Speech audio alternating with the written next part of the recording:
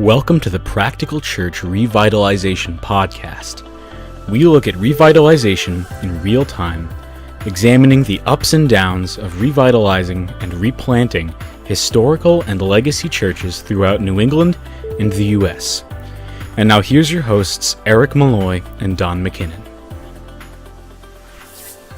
And welcome to episode 10 of the Practical Church Revitalization podcast. We have finally hit double digits. We are in our pre-teens.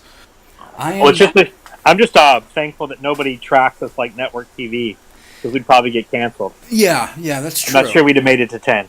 Yeah, but we've got a fan base, a loyal fan base. All right, I'm Don McKinnon, pastor of First Baptist Church of Sutton. And with me, not always, but with me this week is... Erik Malloy, pastor of the First Church in Charlestown. Okay, and today's episode, if you haven't seen the title, yes, we're talking about being a pastor's kid in church revitalization. Well, let's see, we've got two special guests. We will get to them momentarily. We want to kind of touch base with a few things first, a couple of things. I hear a dog in your background. Yeah, that's our neighbors. Their dog's really loud. So for those of you who are listening, what it is I am in Taunton, Erik is in Revere, and so there's 45 miles separating us, probably about 45 minutes by highway if it's not too busy. But yeah, this time of day it's probably more like an hour and a half. Yeah. Boston traffic, gotta love it. But at least it's not LA traffic. At least we're not in LA. Yeah. I mean, let's just be honest on that one. Yeah, so let's touch a few things real quick. So we did a poll on our Facebook page. We asked you, the audience, what you would rather see, a network or a conference, a national network or a national conference. Odds were overwhelming that 75% want to see a network, 25% for a conference. The network, I was reading some of the replies. One person put it, I don't have enough money to travel for a conference. Well, I just think about how many guys in revitalization are bivocational. True. And then just getting time off of work to travel would be tough as well, plus the finances of it. I mean, that makes the most sense. Exactly. So plus also with the networks, you'd have a lot of people that probably have like the local network. Right. Like one thing is TGC is working with small town summits now. They're planning to have like one in Maine, one in New Hampshire. I think there was one in Massachusetts. There's one in Vermont. Next March, they're doing one for the whole New England region. Right, and don't forget about one of our sponsors. Overseed. Yes. Overseed, which is local to us here in New England. So, no, that makes sense. So let's see what that looks like. Folks, if you're listening and you were one of the people who were interested in this national network, reach out. Let's see what we can do, and let's see what that even looks like. I think next on our agenda is less than 2 weeks. We'll be in Atlanta. Be on the road for that one. Mm-hmm. And we have a meetup at the Waffle House in Alpharetta, Georgia. I don't think we have a whole lot of folks interested, but it doesn't have to just be New England guys. You could be anywhere in the country. If you're going to be at the conference, come meet up with us. Eat some Waffle House. So I highly recommend hash browns over the waffles. I like the waffles too, but hash browns are what's up. It really should be hash brown house, if we're going to be honest. So I haven't had it, so I don't know. I mean, so we get to introduce Don to Waffle House. So hit us up, shoot an email, get on the website and connect with us and tell us that you want to be there. And it's going to be the Waffle House on Old Milton Road, which is right sort of around the corner from NAM's headquarters. So if you're there, if you're in the area, it's going to be, we're looking at getting there 8 o'clock. Erik and I are flying in Sunday afternoon. We should be landing about 4:30 or such, and I think it's about 45 minutes. It's about 45 minutes north. Yeah. So I don't check baggage, so we'll be able to run right off the plane, grab a car, and get going. I don't know how much of a diva Don is, so. Oh no, I've already got like some of the basics packed. Some of the stuff that. Nah, I'll pack Sunday morning. Yeah, no, well, I'm Army, so we do things a little differently. What's our next on our agenda? Oh, that article that we shared. Yes, this I'm article surprised. you sent me, and I did send it to you. yes, and I was like, I had seen it earlier in the morning, and I was like, and then all of a sudden I checked my inbox, and I saw you had sent it to me, so I was like, oh, okay, so I went to break, and I was reading it, and I was just like, whoa. Right, which kind of surprises me because I know a lot of networks, their idea is this whole like launch big, almost try to be like a mini mega church when you church plant. So I think it's interesting that NAM is kind of combating that. So Yeah. that's, This was an article by Jeff Christopherson. Is that how you Christopherson. say it? Christopherson. And Christopherson. he's the vice president of the North American Missions Board. What was the title exactly? Is the mega church dead? Is that what it was called? Something along those lines. Yeah. I think did we post it on the Facebook page? No, I believe maybe I did, but I'm gonna actually. What I'm gonna do is I'm gonna put a link in our show notes for people. Okay. But what this really did was it hit on a lot of beats that we've been talking about over the last few weeks, especially if you heard our 10 movements within church revitalization. And then he also hit on like a lot of other things that I didn't even think about. Like a lot of it I think is because you and I have said we're not multi-site or mega church minded guys. He talks basically that a lot of these churches stop being so missional focused. They stop multiplying. There's so much time and energy being used trying to stay big that it really becomes more inwardly focused, and the energy just isn't there. It's not being used right, among other things. Right. I mean, because then you think at some point it becomes this organization that requires management, and you can't just, and it requires you to focus on what's going on. So, Driscoll actually wrote a cool book about that years ago called Confessions of a Reformissionist Reverend. Yeah. And he kind of talks about how once the church gets to a certain size, how you almost kind of have to start, working on what's going on inside the church instead of accomplishing the mission of the church. So yeah, I have that book somewhere. It's good. It's good. It's an easy read. I think I read it in like 2 sittings. So yeah, no, it was good. So yeah, so if you're listening, it's going to be in the show notes. I mean, this was article dropped. It was on Christianity Today. It's Ed Stetzer's blog, but Christopherson guest wrote on it, and so it's going to be probably about a week after when you hear this. But it's definitely worth reading, and really, I think like I shared it myself, and I haven't really gotten much replies, but I know it's going to ruffle a lot of feathers, especially from church growth guys. I was thinking about that when I read it. I was like, man, he's not even like worrying about whose feelings he's going to hurt. Yeah, which of course makes me happy because how that's kind of how I do things. So, plus I've met Jeff a couple times. He's a really nice guy. So I met him twice, and my impressions of him were that he was a good guy. So it's cool to hear that. Cool to hear.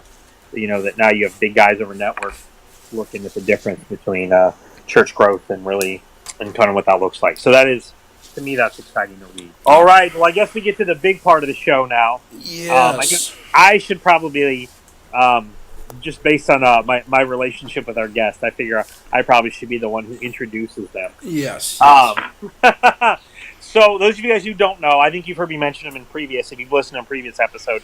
If not, you should go back and listen. But I have 2 kids. One of them just turned 17. I don't know, like 3 weeks ago. I guess maybe a little over a month ago now. It's the middle of August. So that's Casey. Say hello. Hello. And then the other one's 15, and that is Kayla. Hi. So hopefully as you can hear by their voices that Casey's a boy and Kayla's a girl. So they have been, to kind of give a little background on both of them, they've been, we planted a church when Casey was 10, had just turned 10. Right. And he used to ride with me in the morning and was like our expert chair setter-upper and one of our experts in setting up children's church. So that's an airplane. You gotta love living in Revere. and he was one of the experts in setting up children's church. And so he would do it every Sunday. So that's just, and then Kayla was kind of too little at the time to do much, but so they've been around since they were, so if he was 10, Kayla would have been 8 when we planted. They've been around since the get-go. Anyway, so with that being said, I know that Don, you're a PK as well. Mm-hmm. So I'm probably going to let you do the majority of the questions here so you guys can commiserate on what it means to be a pastor's kid altogether. Yeah, with that being said, go right ahead. Okay, so yeah, commiserate. Yeah, he makes it sound so bad. I mean, PK, that's what I just heard. I heard PK is now a derogatory term. Yeah, apparently. You know, so for you two, we've let's see. Now, you two have come to my and helped serve at my installation service, and then you both. Well, Kayla, you painted. Casey cleaned up. Tried to paint, but cleaned up. Yeah, he's not great at painting. So we learned. In fact, I still found a chair I need to touch up at the church Sunday.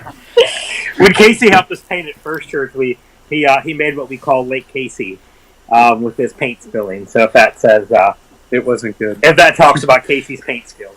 Yeah, but I will say this in all defense of Casey, he did do good. He got a lot of stuff moved that I asked him to, and we now have our old foyer is sort of the museum now, thanks to Casey. So good. So anyway, we're gonna jump into these questions. I got 10 questions to ask. You don't have to always have an answer. No, I mean, I'll say this: there are things that I was asked at your age that I didn't have an answer for because I didn't know. Yeah. But the first one, it's going to be a little softball. It's a meatball for those of us who play baseball. It's a real simple question. It goes to what this whole podcast is, the mission of this podcast. What do you love about being in a revitalization? Well, what I love about being in a revitalization is I get to meet new people. I kind of get to experience going into a new area, you know, just talking about God to new people. It's all good. What I love about revitalization is the growth you see in people when they first come and help, and you just see their growth along their journey of Christianity. Okay. I hear the microwave in the background. Oh, no, it's the coffee maker. Oh. I know what your dad's doing. Anyway. Yeah. So, all right, number 2. And this one, you know, I'm a little new into the thing, so I kind of might know the answer to this, but were you the only kids at first at Charlestown when you guys started there? Yes. Yes, we were. And how was that, like, at first?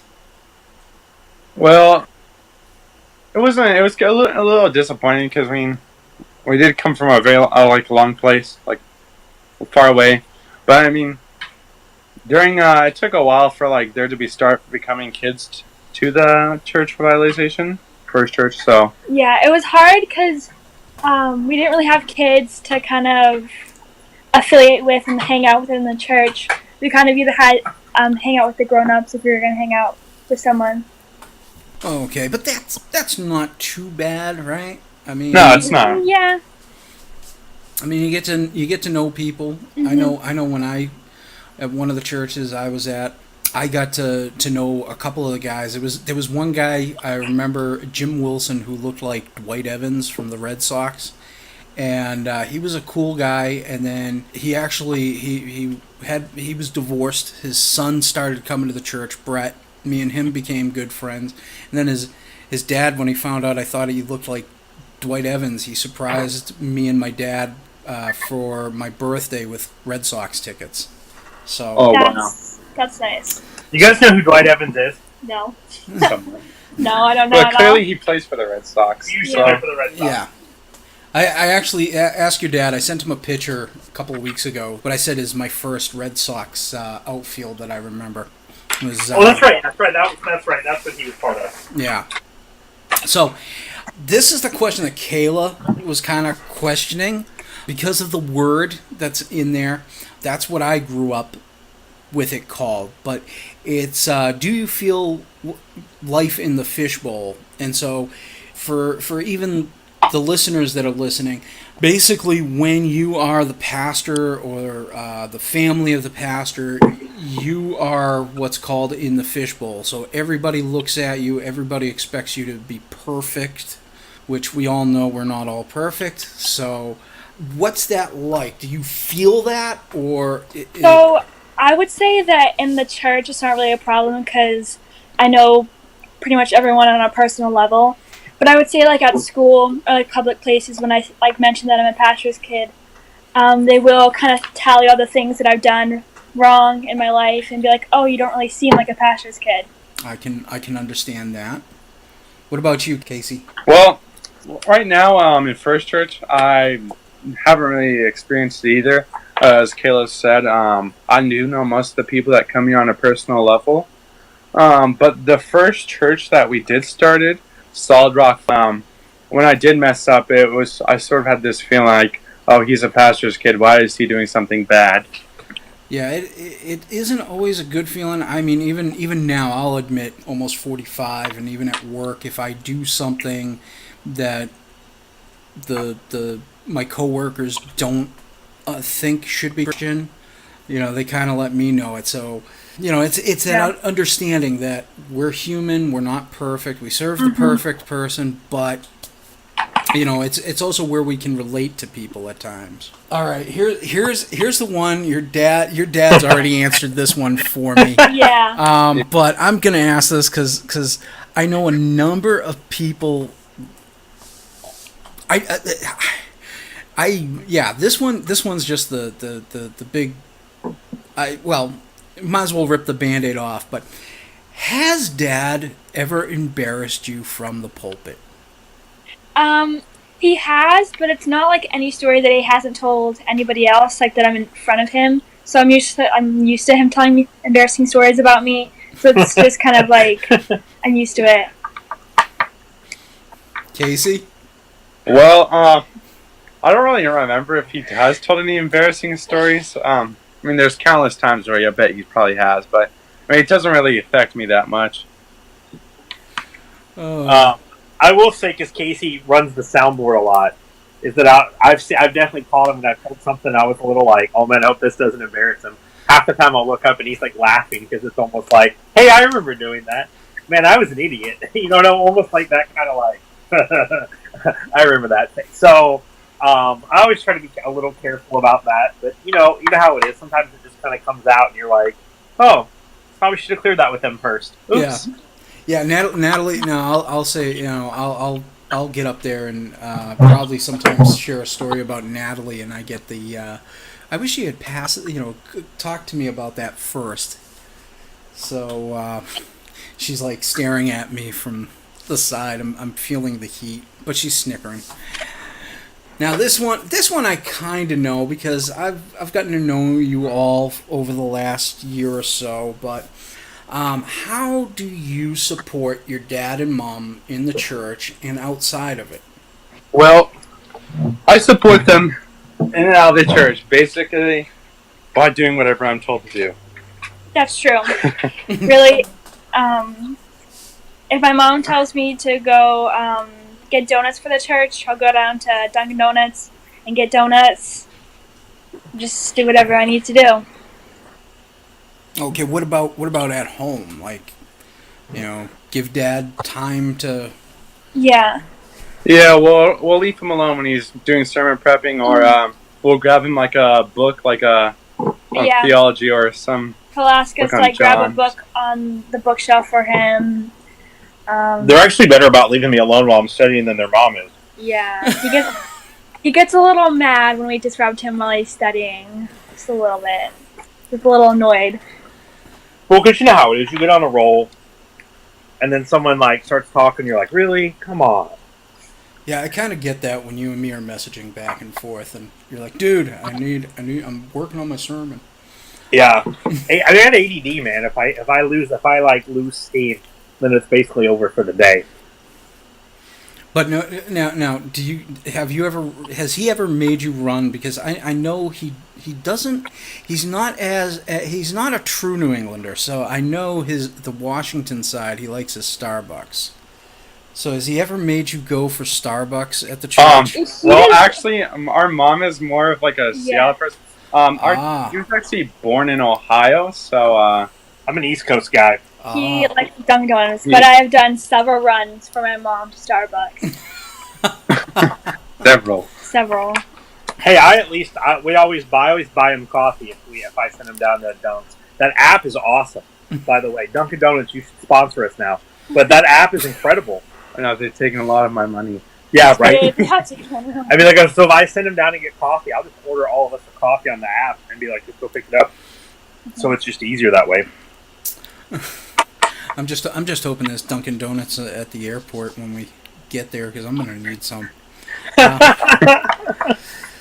All right. I'm pretty sure the South has it. It's just the West Coast that doesn't have Dunks. You know, last time we were actually in the South, I didn't see as much Dunks as I do up here. That's because it was a little disappointing. That's because we're in New England. You have Dunks across the street from Dunks. Yeah, it's not America runs on Dunks. It's New England runs on Dunks.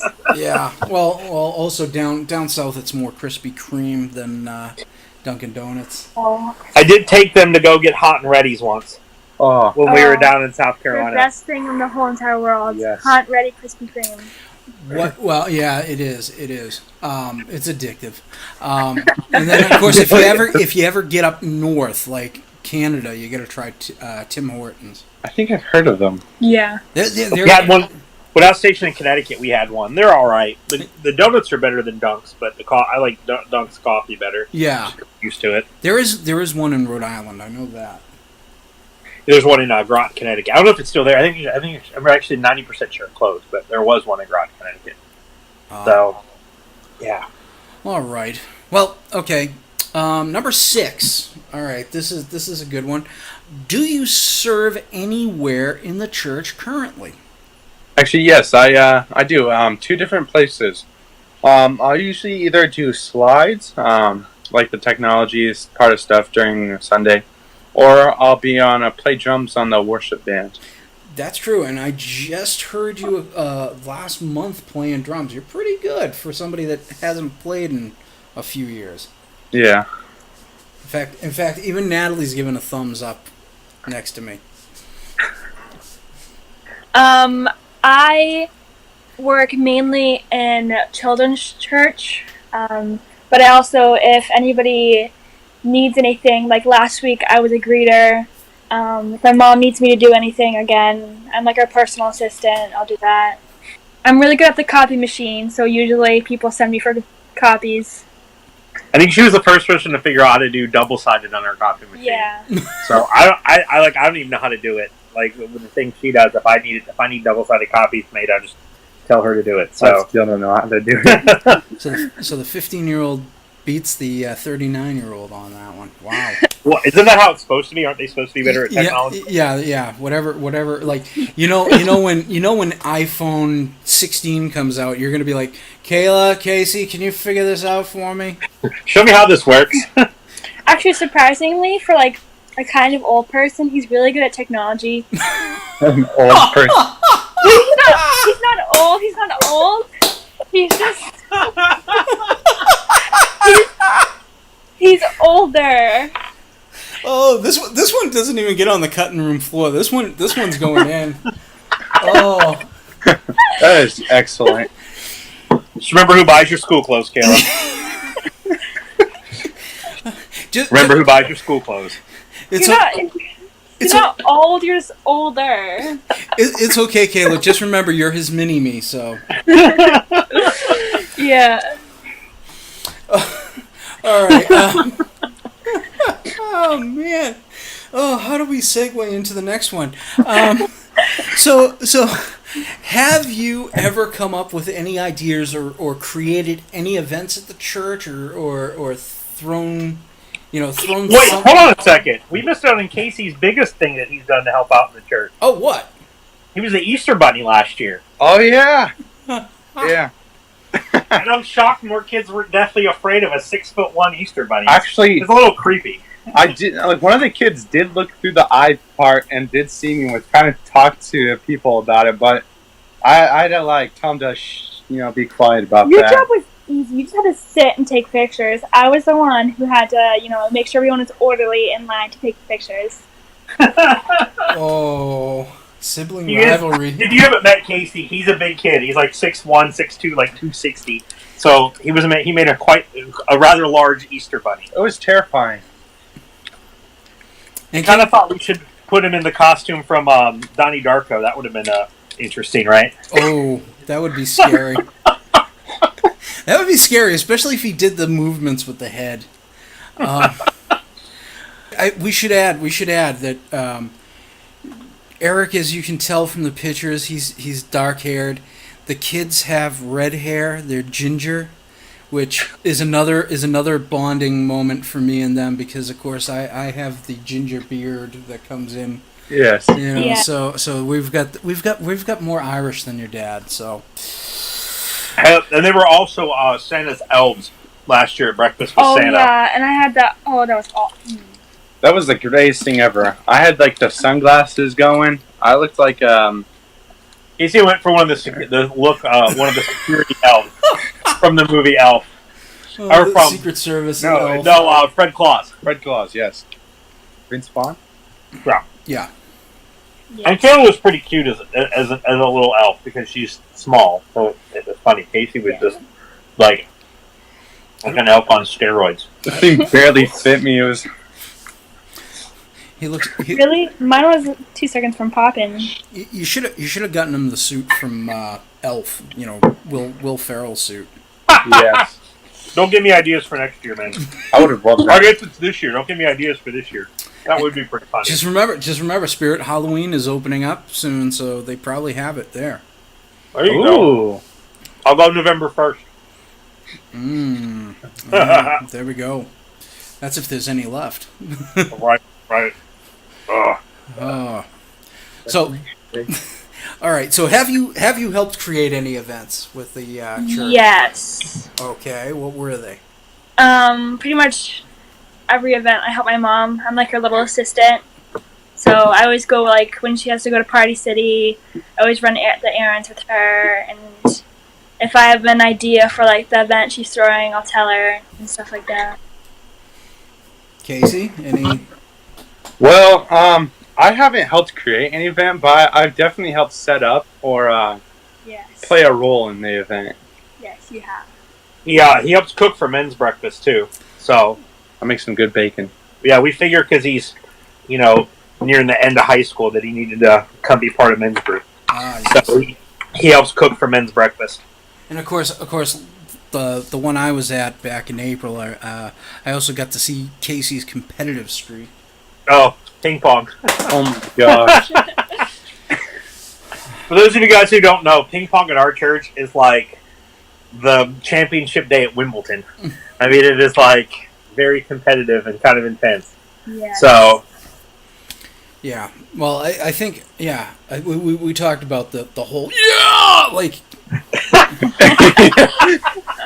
It was like, yeah. Your dad was like showing me around the church, and all of a sudden we heard this, and he was like, "Oh, somebody's streak just got broke." we were 2 floors above, if that says anything. Basically, I was on a losing streak of 28 games. And I finally won. Number 8. Have you felt any call to be in ministry? Like to be a pastor or missionary or anything, get involved in some way? Yes. I've had sometimes I feel like it would be cool to be a youth pastor / leader. I do feel closer to the youth than the adults, since that's around my age group. Not kind of there to the pastor level yet, but Well, you gotta start somewhere. He did teach once at our church in Washington when he was like in 6th or 7th grade. 7th grade, I think. Right. So he did teach a lesson once.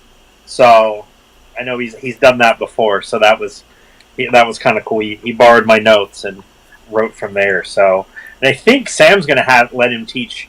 Sam did. Sam's our youth discipleship and youth director. I think Sam's going to let Casey teach this fall sometime, so that'll be fun. I don't get to see it because I'll be upstairs preaching, but I mean, we'll have the live stream going.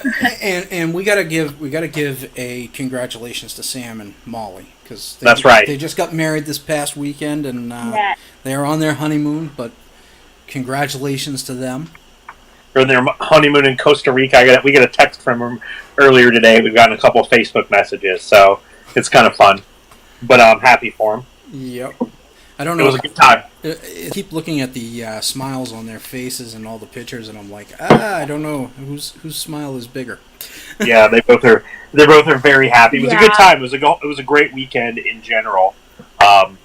So we had a good time. I think the wedding weekend started Wednesday when we helped them move, and rolled through like 1:00 in the morning Saturday. So past Sunday was a little exhausting, but totally worth it. Totally worth it. Definitely. So, all right. So, Kayla. Yes.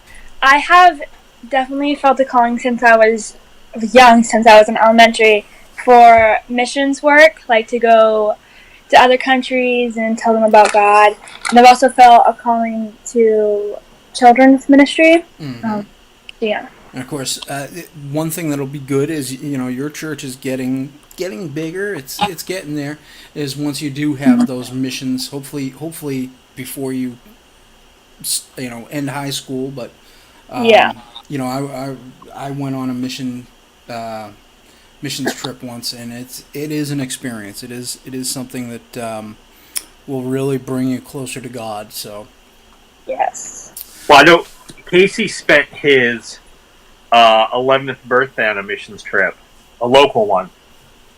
So, and the only problem with being a ginger there is he got like 3rd-degree burns because he forgot to put on sunscreen. And then I think the kid who shared a tent with him threw up all over his stuff. Yeah. So that was. I did get the greatest birthday present ever, though. It was 110 SPF sunscreen. There's this great video we share about every year. It's on Sarah's Facebook. It's like 11-year-old Casey, and he's tiny. And he still has his little boy voice, and he's like telling us excitedly telling us the story of his missions trip. And I'm behind him on the computer, and there's several times when he's talking that it's obvious I'm trying so hard not to like start laughing, because I mean he's little, he's 11, he says funny things, it's really cute, but we don't want to like laugh at him and then have him like get embarrassed and stop. So it's good. I mean, I'm sure he doesn't love the video at the age of 17, but maybe in 10 years he'll look back and be like, okay, that was kind of cute. Okay, so number 9 on this, we got 2 more. 9. What has been your favorite outreach you've done? I think probably when we have the summer block party, because usually a missions group from Tennessee comes out to help us with some stuff. And they're really fun to hang out with because they bring their youth group there, so I get to hang out with a bunch of Christians my age. And that's always fun. So what we do is we have a block party in our driveway. This year we had Wally and a petting zoo. Slush. That's right. The police brought slush. We had a jump house. I'm trying to think what else. We have a DJ. Like it ends up being a pretty cool event. Use it. We should probably put some pictures of that on the Facebook page. Yeah, that's a good idea. That way there people can see. Actually, I think we can just share it from the First Church Charlestown page. I would try it right now, but since we're recording on my phone, it's going to have to wait. Yeah, and I can't open up a browser on my computer because I'm using it to record. So, Casey, what's been yours? Well, I basically like anyone where I get to dress up and be funny. So Halloween event's pretty fun. I really do like the Easter event. We got a couple of animals there, which was kind of fun. That's true. I remember seeing the pictures. Casey has a slight obsession with pigs, And not in the way that I have an obsession with pigs, where I like to eat them. Not only do I like to eat them, but I think they're the coolest animals ever. So we had a baby pig with the petting zoo, and I walked over right as it was scratching its behind on the fence. It was like seriously one of the funniest things ever. So what he's talking about in the Halloween event is Charlestown does this community event that we just kind of help out with. Which, hey, by the way, if you're listening, let me throw that in. That's a really good way to get involved in the community, and it's a lot cheaper than trying to make your own event, and requires a lot less people. So we just hand out popcorn, and so Casey gets to dress up. Well, so does Kay. Obviously, they both do. But it's Halloween, so you get to be in costume, and so that's what he means by that. Just in case, and I also wanted to plug for it's a really easy, cheap way to get involved in your community is by just partnering with what's already happening. So, anyways, that's it. All right. So, Casey? Yes? Favorite outreach? Oh, well, you said it. What am I Yes. thinking? Okay, that one gets edited out. Oh, man. All right. Make a bloopers. I've been trying to figure that out, how to do the bloopers, because the first episode we recorded, we somehow I was able to keep the bloopers, and I just pushed them to the back, and so there was like a blooper reel, and I've been trying to do bloopers because when we interviewed Jim, there was some bloopers. Last week there was some bloopers when we recorded, and I'm sure when we go on the road there's going to be some bloopers. But I just haven't figured out why I cannot cut and paste them back in.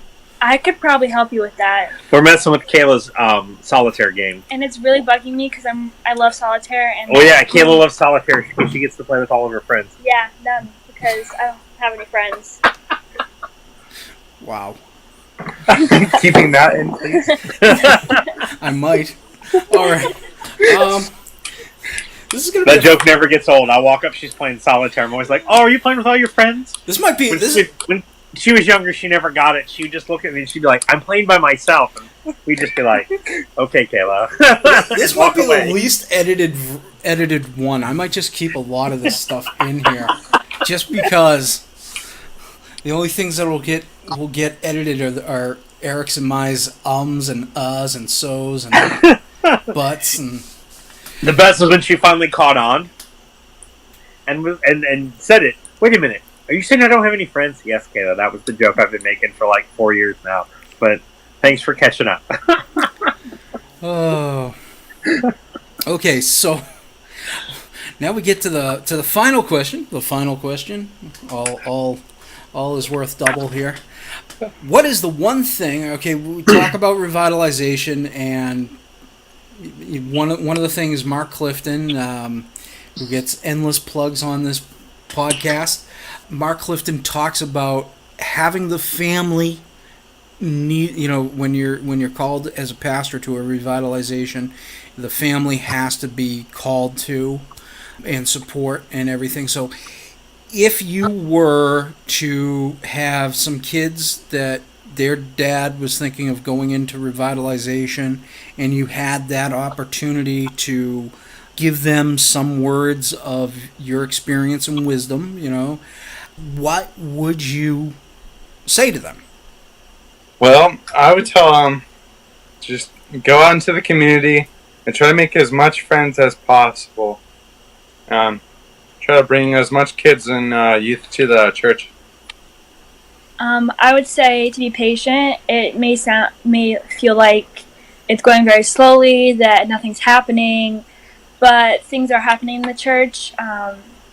God will make the church go whatever way He wants it to go, so just be patient. All right, truer words have not been said. Whoa, what is going on over there? What? No, I just heard. Oh, I literally barely moved I moved it on the cards. So maybe we're messing up Kayla's game. Yeah, you're messing up my game, and now I know all the cards, and it's really annoying. I think I might let her play 52 card pickup here in a second. No. All right. Ruined my game, and I'm just gonna. All of her friends are upset. Oh boy. Yeah, all my friends are upset. Oh. Me, myself, and I. Okay, so with that, I think our interview with Casey and Kayla is over. We will let Kayla get back to her solitaire. Well, I can't now because it's all messed up. And she's gonna be on this for like the rest of the night now. So, well, at least it's not a school night. That's true. That's true. Got a little bit more time for that. All right. So don't forget, our next show will be On the Road.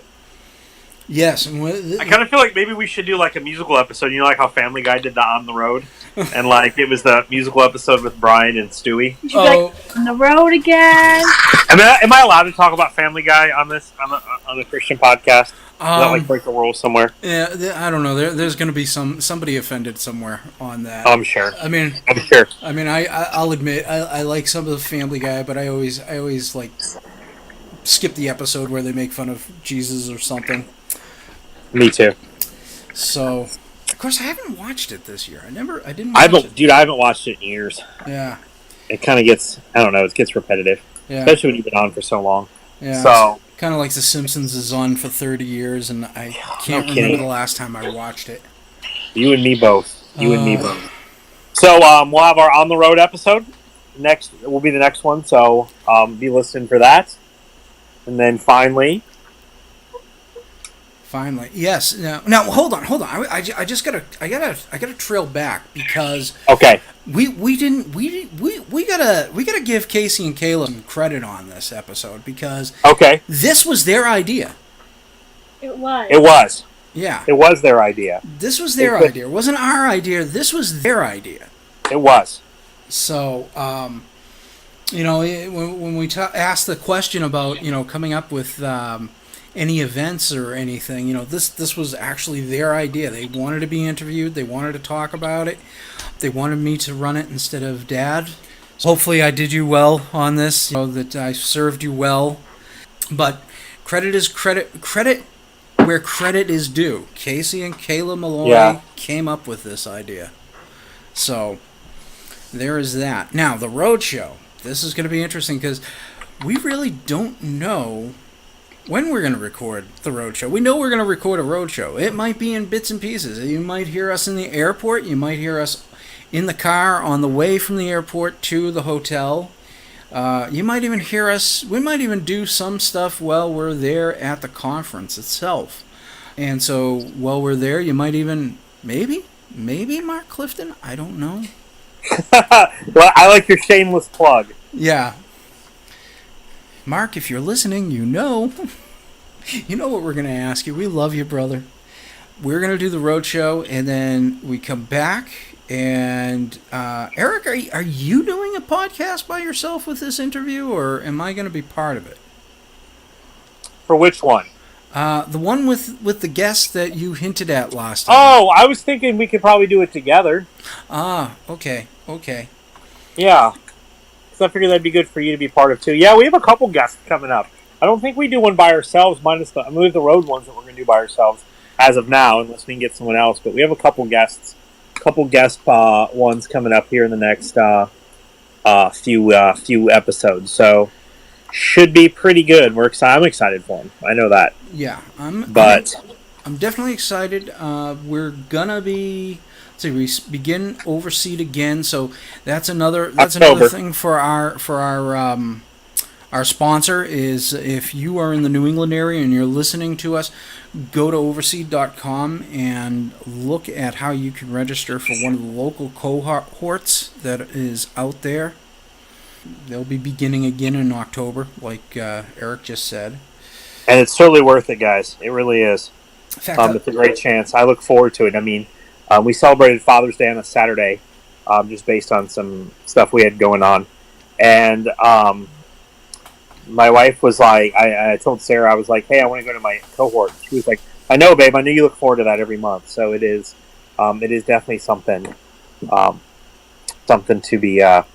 be part of if you can. I would highly recommend that. All right. So, with that, I think that's it with this edition, the 10th edition. Now, it's kind of weird. We're at the double digits. We're in the pre-teens of podcasting, and so we're hoping to get to the triple digits. Got a ways to go. Yeah, we got a ways to go. I don't know. I think should we celebrate like Tom Rainer does? Have pie. With cake? Yeah, pie and cake. Cake. Yeah, I was listening to one of those episodes today, and he was talking about having cake. We're definitely not having nasty, non-flavored ice cream sandwiches. That's for sure. Yeah, So. yeah. Well, and if you're Jonathan Howe, you got to have the carrot cake. So. I'm a lemon cake guy, but I just got that for my birthday. So. Yeah. I saw that cake. That cake looked interesting. Yeah. So, all right, man. Okay, we'll sign off. Yeah. From you the were Malloys. We'll say have a great one. We look forward to seeing you on the road. Hopefully, see some of you guys in Alfreda. Shoot us a message. Check us out on the website, and yeah.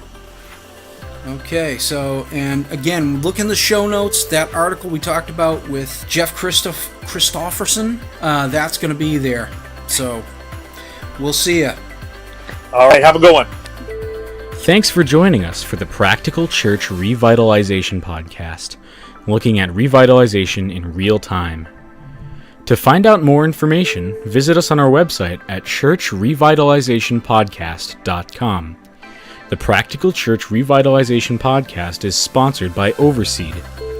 The Overseed Network exists to see dying historical New England churches become living lights once more in the communities that they're in. To join a local cohort, go to overseed.org for information.